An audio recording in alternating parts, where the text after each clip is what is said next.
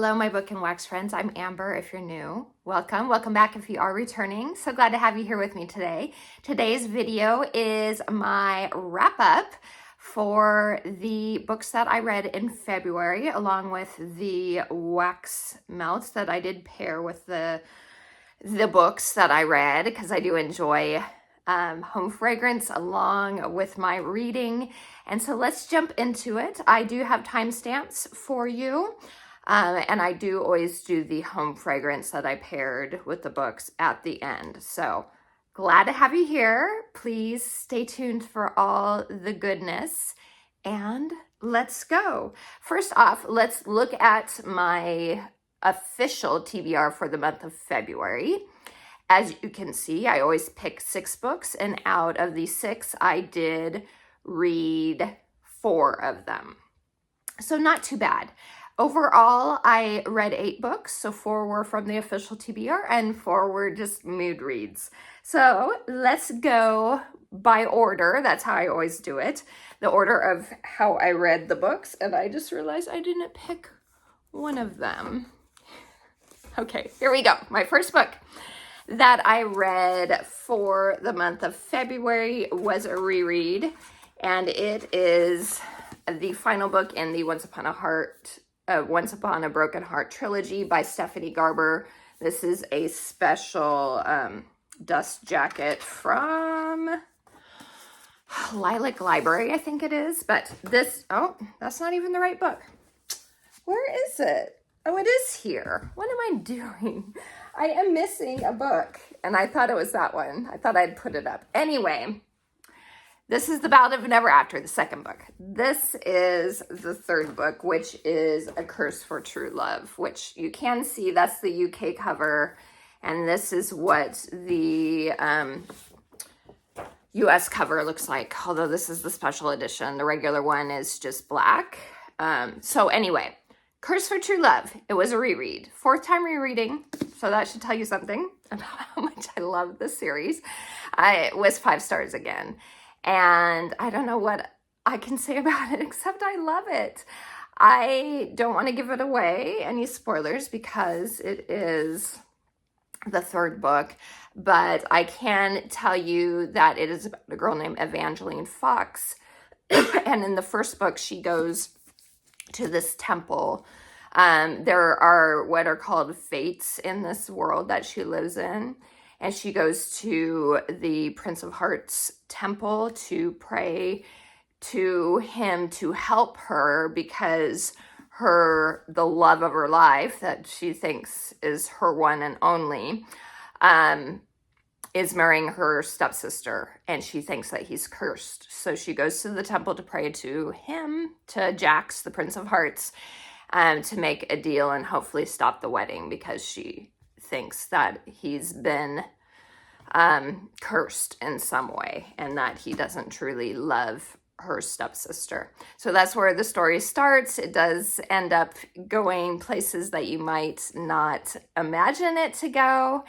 And it's a wonderful book. It's so good. Even if you have read Caraval and didn't really enjoy that series, or just thought it was okay, which I did enjoy that one. That was 3 to 4 stars for me. But this is like infinity stars for me as far as series goes. You don't have to read the Caraval series to understand what's going on in this series. I do recommend it because you do get some backstory and understanding of some of the characters that are in the Once Upon a Broken Heart series, but you don't have to. So if you just want to jump into Once Upon a Broken Heart, you can. Anyway, loved it again, like usual.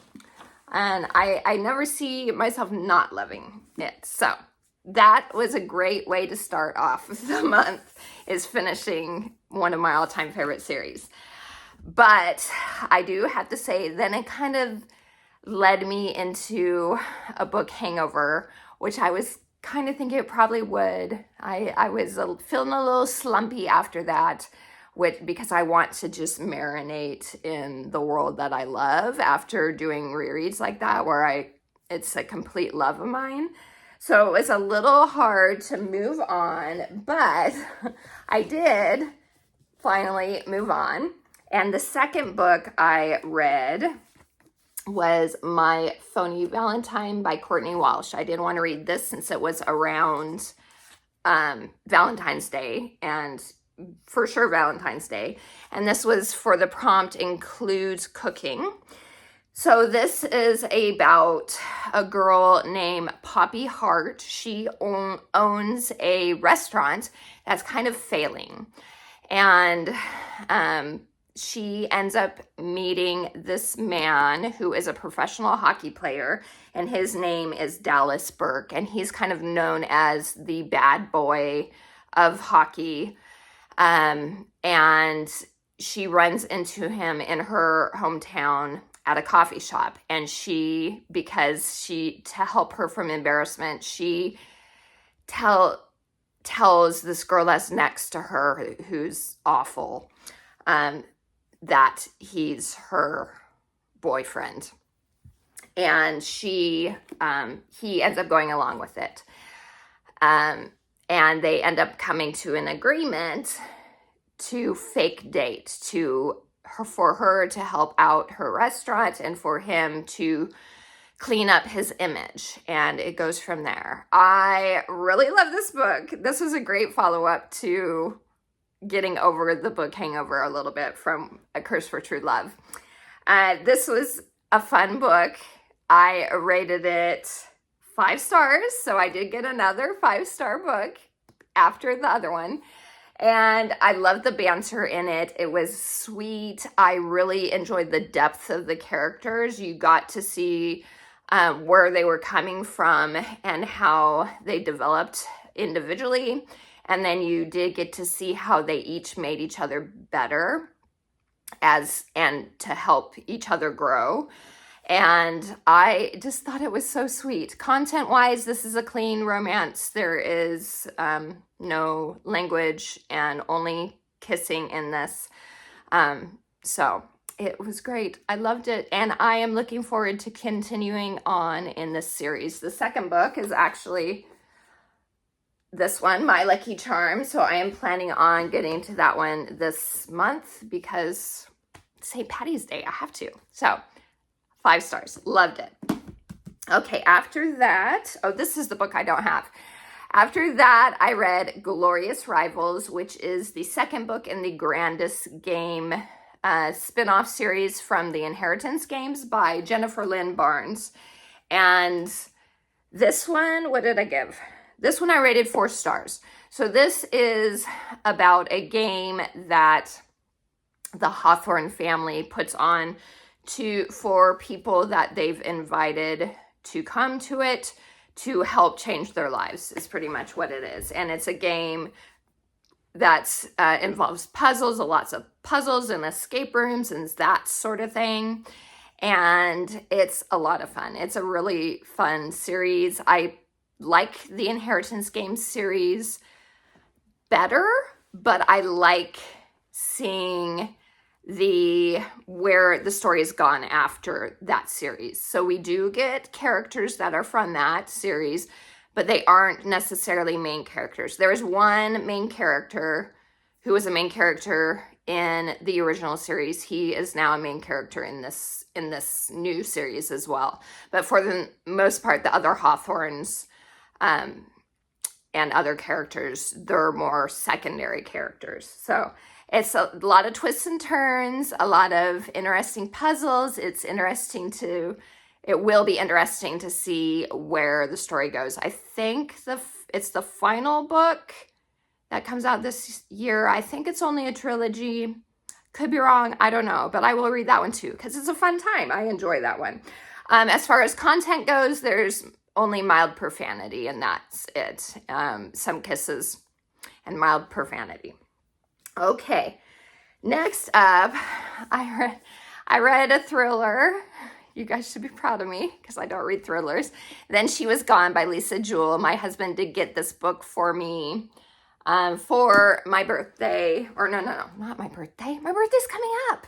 Although when I post this, it'll be after my birthday. But my birthday's in March, so I got this for Christmas, actually, from my husband, and it is about a girl that ends up disappearing, and she's like 15 years old. She ends up disappearing, and it's about the story of the girl's mother, and not believing that she's gone and trying to find out what happened to her. It goes back and forth from the past to the present. So you get various points of view. You get points of view from the kidnapper. You get point of view from the teen girl. What was her name? Ellie. Yeah, Ellie Mack. And you get another point of view as well from someone else. And then, of course, the mother, what was her name? Laurel Mack as well. I rated this 3 stars. It would have been 4 stars probably, because even though the story absolutely devastated me, I was gripped for sure. There was a lot of dark stuff. If I was gonna say, it wasn't, I guess look up triggers, because some things may bother you. It's always important to look up triggers in thriller books especially. But it wasn't dark to the point where I couldn't read it. So I was gripped through the whole story and wanted to know what happened. Things were left me guessing. And I wanted to know if some of the characters that were main characters in it, if they were involved somehow. So that kept me going. And yeah, so 4 stars, the plot 4 stars, but overall I rated it 3 stars because there was content-wise, there was a lot of harsh language. And for the subject matter, the story, I guess I kind of see where it comes from, but it was harsh F-bombs and stuff like that. The beginning of the book, not really, but once you get to like the POV of the kidnapper and stuff, you get a lot of harsh language. So it dropped my enjoyment of the story. But I have to say, this had me crying. See, I'm tearing up already. This had me crying buckets at the very end. I was okay through most of the book. I did cry a little bit at some of the parts from the point of view of Ellie. But then the very end at the epilogue, it really made me cry, and it still affected me, which is why I don't normally read thrillers, but I do recommend this one if you are into thriller type books, mystery, and don't mind harsh language. I do recommend this one. So that is Then She Was Gone. So after that, I needed a light and fluffy book. And so I picked up Sense and Suitability by Pepper Basham. And this is for the prompt. I'm just checking. Yeah, Then She Was Gone wasn't on my TBR. I couldn't remember. This is from my TBR and is for the prompt starts with S. And so yes, Sense and Suitability. So this is a historical romance. And this was another 5-star, you guys. I had such a fun time. And especially after the heavy read of the last book, this was so fun to get to something that was just feel good and happy, but with emotional depth to it as well. So this is about a girl named, what was her name? Emmeline, or Emmy, she goes by. And she, at the beginning of the story, she's being told that by the love that she loves, that she's going to be proposed to. So they are going to meet at this party out in the garden, and he's going to officially propose to her, even though she is part of the Ton, but her family is a poorer, they're not like the higher ups of the Ton, whereas he, whose name is Simon Reeves, he comes for a more well-to-do family. But he says he loves her and he's going to propose. Well, she ends up getting jilted is pretty much what happens. He just never shows up and just leaves a note saying, I'm sorry, I can't do this. And then that's the last she sees of him at the beginning until a couple years later. So the main story is following her a couple years later. And you come to find out that she is an author, but she's writing under a pseudonym because at the time, you know, during Regency England, women were frowned upon as being authors.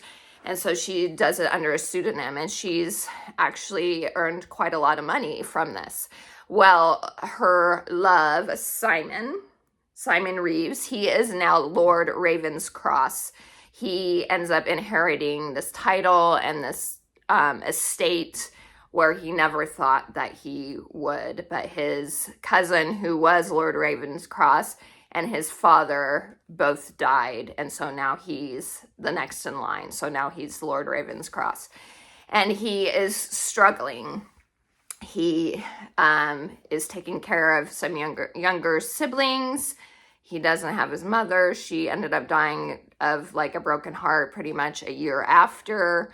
His father and cousin passed away, and so he has some young siblings that he's trying to take care of. He's trying to take care of the estate, and he's broke pretty much. And so, as part of the stipulation from his aunt, who is helping him out a little bit, one of the stipulations is that he needs to find a suitable wife. And so he is back in society during the season trying to find a bride. And so Emmy comes along, and even though she has a lot of hurt from what happened, she decides that she's going to help him. And so there is a second chance romance aspect of this. And there is also, I felt like they were pretty good for the most part at communicating. There was miscommunication in what happened at the beginning of the story, and they were good at communicating with each other for the most part. But then they have this also obstacles of what's happening for him because he's destitute and trying to keep his estate and his siblings cared for and all that. And so there's that obstacle of them being together, even though they both still have feelings for each other. So I loved it. Like I said, 5 stars, such witty banter, characters were well fleshed out. The conflict I enjoyed. Even when it was the miscommunication part, it wasn't overly done. Too much miscommunication drives me nuts. But this wasn't that way, thankfully. So I thought it was so good, and I do highly recommend it. She just released the title for the second book in the series, and it's interconnected standalone. And it was called Practicality and Prejudice, I think is what it's called. Or Pride, no, it's the other way around. Pride and Practicality is what it's called. So I'm looking forward to that one. I know who the character is in it, who's one of the main characters, and it's Emmy's cousin. And so I'm looking forward to see what happens to him and everything else. So I do highly recommend the series, or at least the first book. There's only one book out, but I recommend it. Okay, after that, I read Better in Black by Cassandra Clare. I did not read the whole book. So this is a collection of short love stories that has to do with couples from her whole Shadowhunter universe.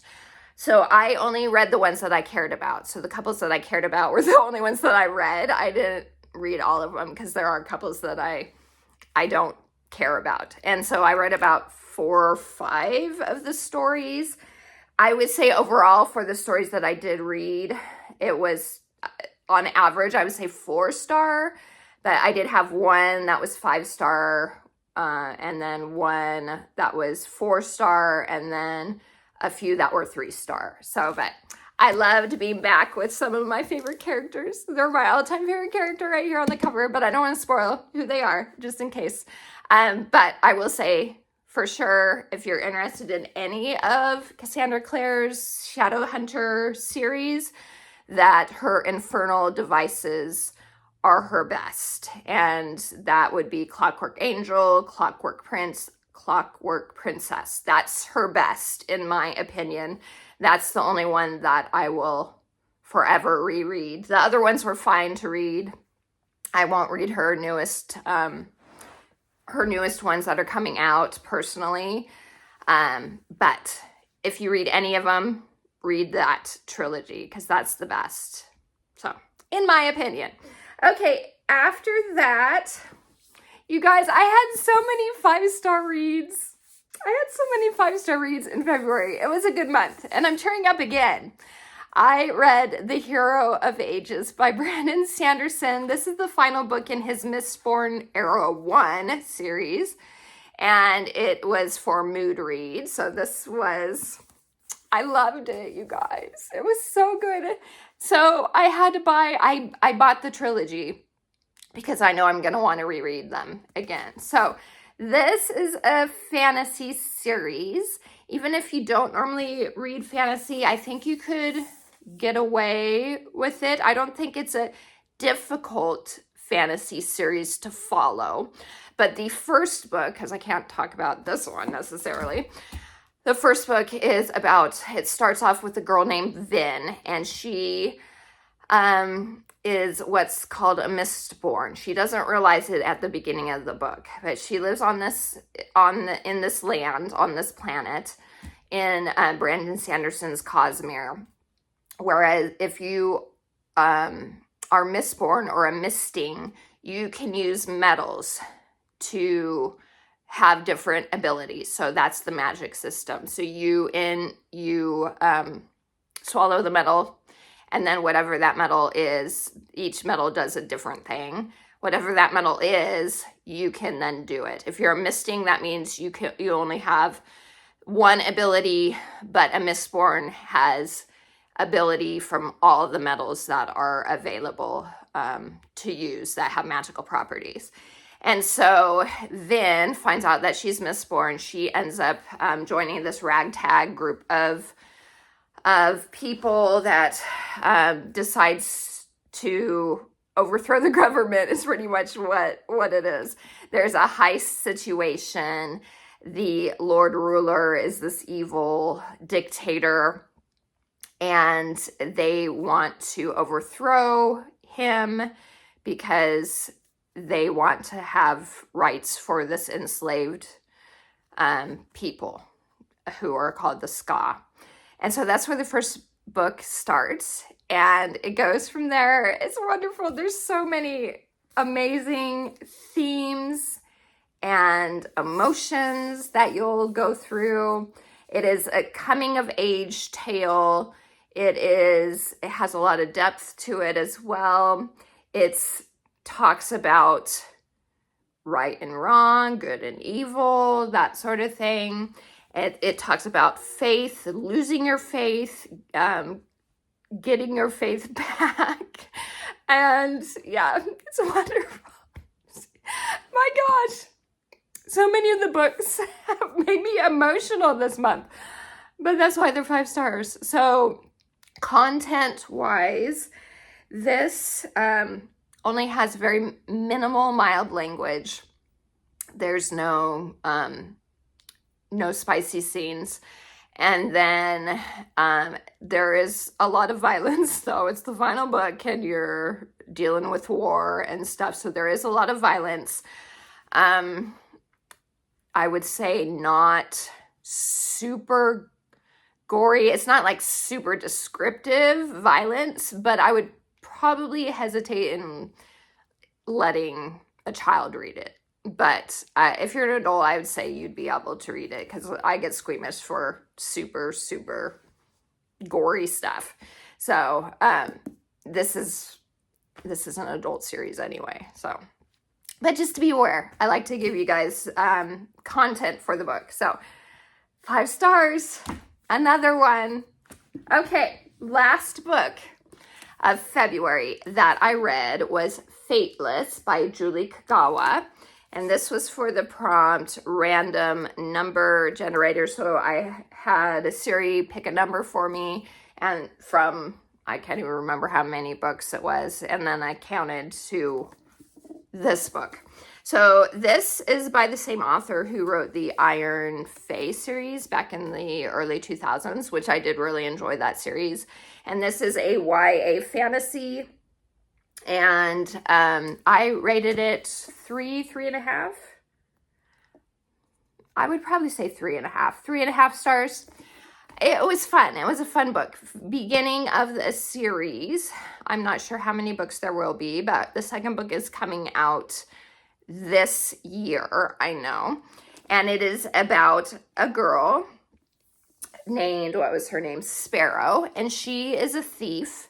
She has been raised in this guild by this guild master. So he's the head of this thieving society. She's been raised by him, and she's been tasked at the beginning of the book to steal part of this tapestry. In this world, everyone has a fate, and they can't go against their fate. So this goddess, Medeiros, I think was her name, she is the one that controls the loom of the world, or the tapestry of the world, and everyone has a thread in the tapestry of fate, and they, whatever they are is what they are, is what it comes down to. And so they can't go against their fate. And from different circumstances, Sparrow ends up finding out that she actually is fateless. So she doesn't have a thread on the tapestry of the world. And they are trying to kill her because of that. An old god gets resurrected pretty much. And because of that, he wants to kill Sparrow because she can end up overthrowing him because she's fateless and there's chaos and stuff because of her. So you go on this journey with Sparrow and some other characters that end up coming and helping her, and she's just trying to get away from the Deathless King, I think is what he's called. Yeah.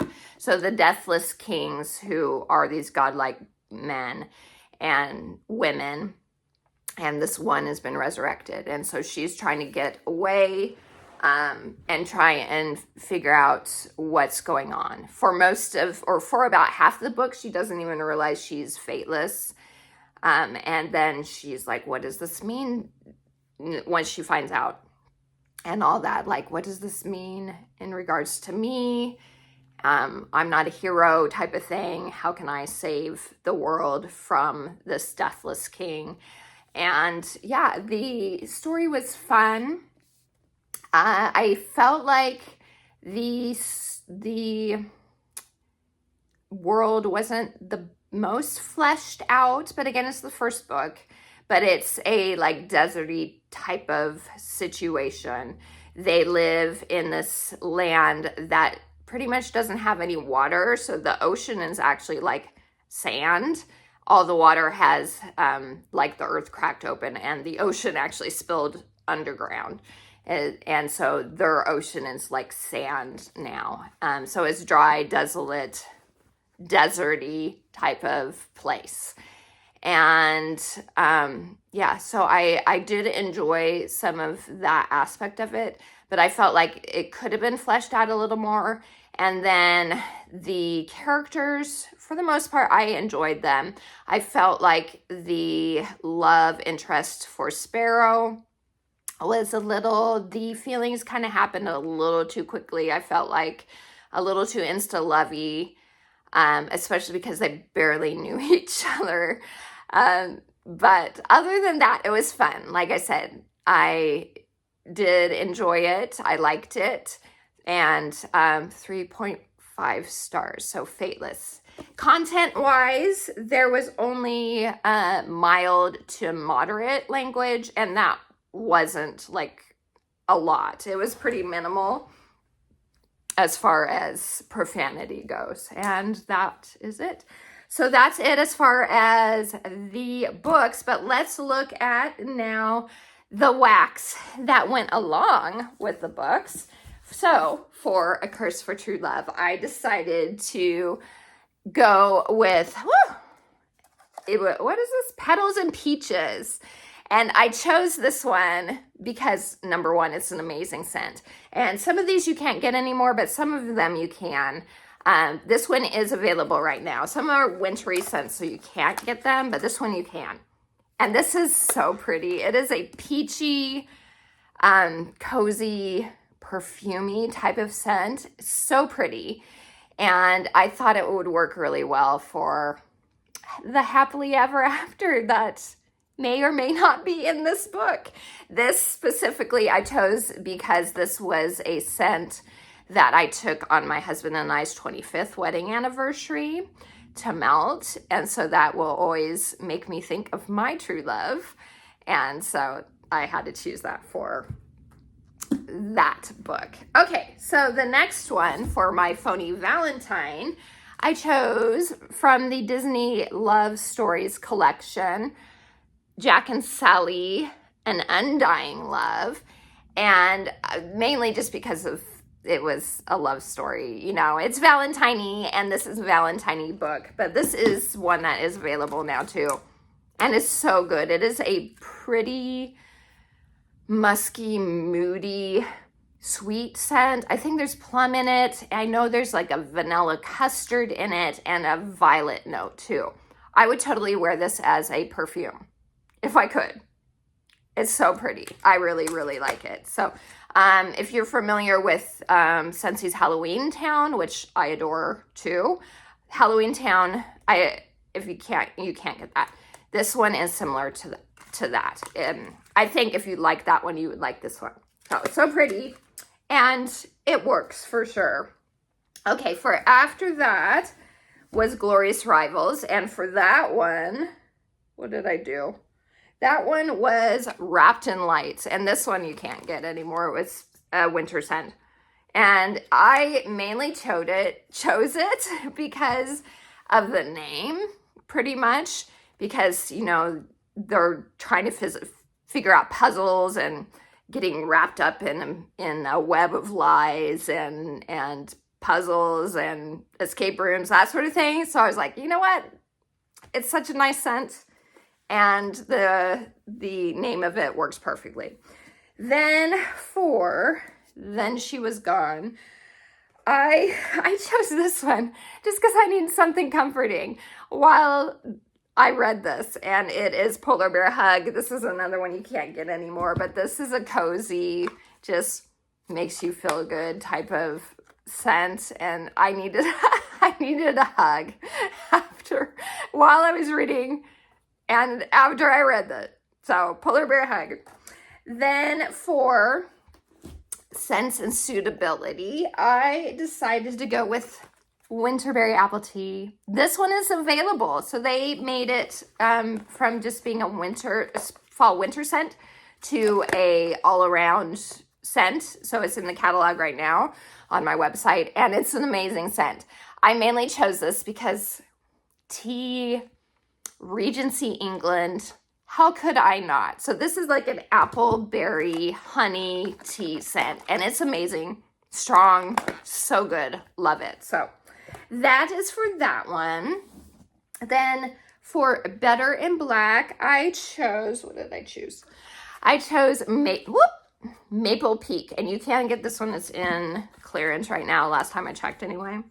And I chose this one because I was back with beloved characters, and this is another one that's like warm, cozy hug.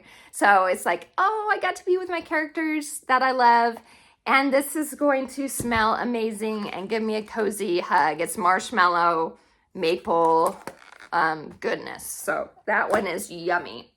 Then for the Hero of Ages, I decided to do Provence Lavender. It seems like a kind of weird combo, but I was like, you know what? The herbal lavender in this is kind of sharp. And so some of the things that happened in this kind of was like a knife to the gut type of situation. Yet this is pretty at the same time. And yet I was loving the book at the same time that it was devastating me in some parts. And so I was like, yeah, I think this is a good match. So Provence Lavender, that one you can get too. And then lastly, for Fateless, I chose Very Snowy Spruce.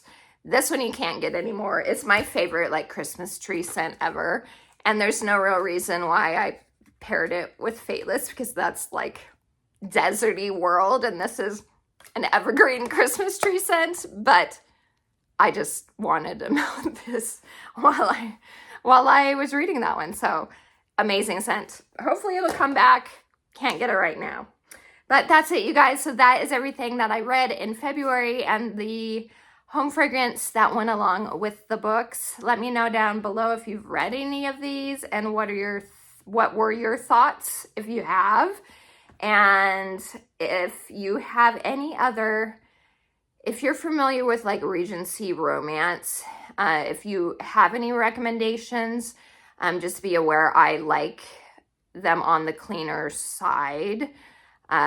So not any bodice ripping ones, but if you have any recommendations of ones that aren't, you know, super spicy, let me know, because Regency era is like my favorite era. I've always been a huge fan of Jane Austen and all of those things. So it's always been a love of mine. So let me know down below if you have any recommendations that are Regency era, or even like fantasy that are like Regency feeling. Let me know that too. So thank you for spending some time with me. I appreciate all of you guys, and I hope you have a wonderful rest of your day. Until next time, TTFN. Talk for you.